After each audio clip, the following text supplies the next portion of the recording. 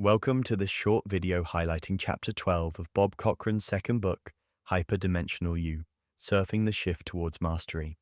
If you find the material interesting, much greater detail may be found within the book, which is available on Amazon.com in either paperback or e-reader form. Let's get started. Chapter 12, Being Our Own Spiritual GPS. Picture this. You're standing at the base of Mount Enlightenment, looking up at spiritual masters who seem to float effortlessly at the summit while you're still trying to figure out which end is up. Sound familiar? Well, buckle up because we're about to decode the roadmap to mastery that doesn't require superhuman abilities, just a willingness to think differently about what it means to be human. Humans are essentially walking around with the cosmic equivalent of superpowers, completely unaware they're carrying the keys to their own transformation. The catch? Most people are too busy doom-scrolling through fear-based news to notice they're literally creating their reality with every thought. The 4 pillars on the path to mastery. First is joy, because grumpiness isn't a spiritual practice. True joy, the kind that doesn't depend on external circumstances, is reportedly one of the secret ingredients to accessing higher dimensions. Think of it as your spiritual Wi-Fi password. Without it, you're stuck buffering while others are streaming in 4K consciousness.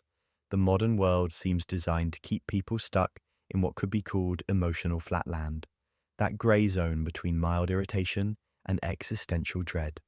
But here's the kicker. As part of the shift that's now happening, old guardrails that used to prevent extreme emotional states may be increasingly missing. This means that depression may now be able to go deeper than ever before, but joy may also be able to reach heights that would make a yoga instructor jealous. The prescription, from a place of purposeful balance, cultivate laughter and bliss like you're tending an internal garden. Such positive emotions have the ability to lift consciousness into higher dimensions. The second pillar on the path to mastery is oneness. The journey from me versus the world to me as part of the world isn't just philosophical fluff, it's practical magic. When someone truly grasps oneness, they stop playing separation games. They move from competition to collaboration, from judgment to compassion, and from trying to control everything to co-creating with the universe. Think of it this way. If you discovered your left hand was part of your body, would you continue to get angry at it for accidentally knocking something over? Of course not. That's the shift in perspective that oneness brings. Recognizing that getting mad at others is like your right hand picking a fight with your left hand. The third pillar is love.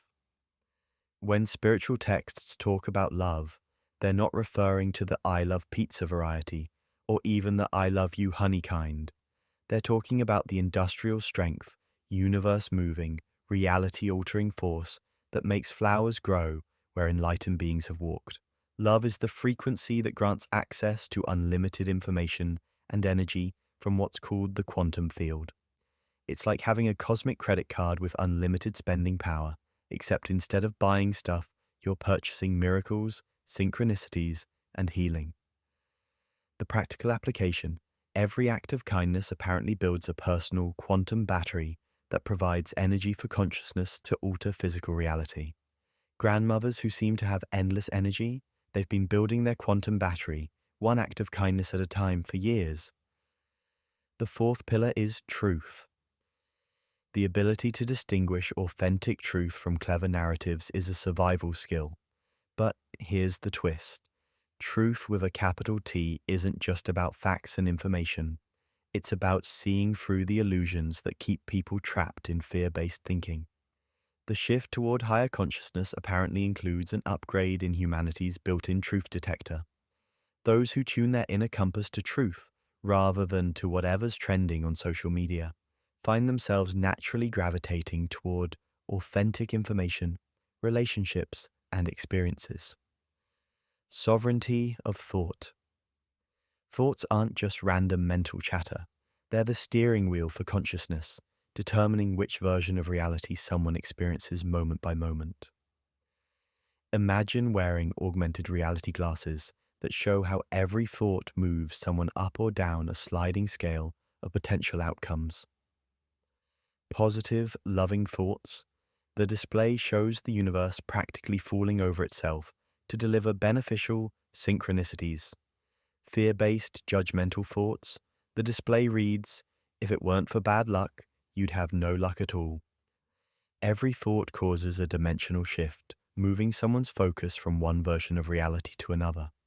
The you who thinks positive thoughts lives in a slightly different dimension than the you who thinks negative thoughts. Same apparent location and time, but different quantum realities and with different future potentials. Why ignorance might be bliss. What if the key to being better informed is to avoid the news? What if news stands for neutralize empowerment with subterfuge?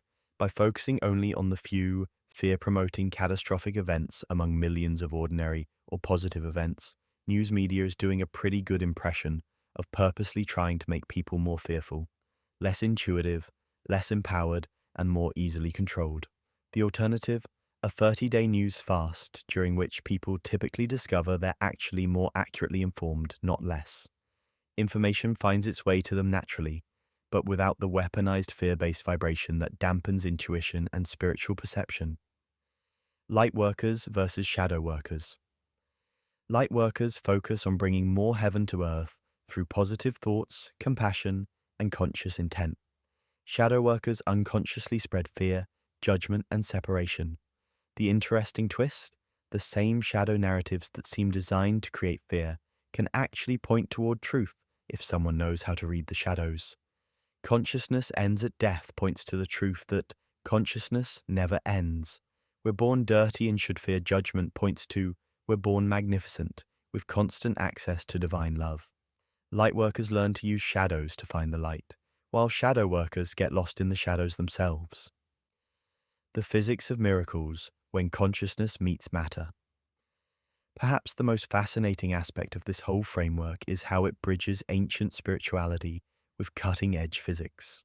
According to Einstein's equations, a tiny mustard seed contains the theoretical energy of 3,000 atomic bombs. The saying about the faith of a mustard seed being able to move mountains? Apparently, it's not just metaphorical. The key is pure intent, aligning all levels of mind, conscious, subconscious, and superconscious, with divine love. When someone achieves this coherence with a knowing that goes beyond faith, consciousness may gain the ability to alter physical reality at the quantum level. This isn't about forcing outcomes through willpower. It's about becoming aligned with the universe's natural flow. Practical magic, your ascension toolkit. So how does someone actually implement these cosmic concepts in a world that still requires paying rent and dealing with traffic jams? First, the bless before you assess technique. Instead of immediately judging new situations, try blessing them first. This upgrades the quantum potentials for the situation before you even know what you're dealing with. Next, the 17-second rule. Holding clear, loving intent for just 17 seconds can reportedly make measurable changes in our physical reality. Next, the dimensional navigation system. Positive, loving thoughts move consciousness toward ascended heavenly dimensions. Fear-based thoughts move our consciousness more toward descended hell dimensions. Same location, same time, very different experiences. Next, the quantum battery builder. Every act of kindness may create an energetic connection that builds a personal power source for consciousness-based reality alteration. Be nice to people, not just because it's right, but because it's empowering for both of you. The bottom line, you're more powerful than you think. Humans are spiritual masters in training, temporarily pretending to be limited physical beings for the sake of learning compassion through experience. Hence, the path to mastery isn't about acquiring new abilities, it's about remembering abilities that have been forgotten. It's not about becoming someone else, it's about becoming more authentically yourself. As more people remember their hyperdimensional nature, they create a rising vibrational tide that lifts everyone's consciousness. It only takes a critical mass of perhaps 9,000 awakened individuals to shift the entire planet's vibration. The question isn't whether you're capable of this level of consciousness evolution. According to this framework, every human is. The question is whether you're ready to take responsibility for the incredible power you've been carrying around without realizing it. Welcome to the cosmic joke. You've been a spiritual master all along, just wearing a really convincing disguise as someone who doesn't know what they're doing. Perhaps it's time to take off the mask and remember who you really are. What will it be? For more information on Bob Cochran's first book, Emerging Imaginal You, a time-traveling note to self from the corner of science and spirituality, or his second book, Hyperdimensional You, surfing the shift toward mastery, check out clever, the number 2, wise.com, that's clever, 2wise.com, or on Facebook, hashtag clever2wise. Feel free to also subscribe and like on Bob's YouTube channel, which can be located by way of the handle at clever2wise.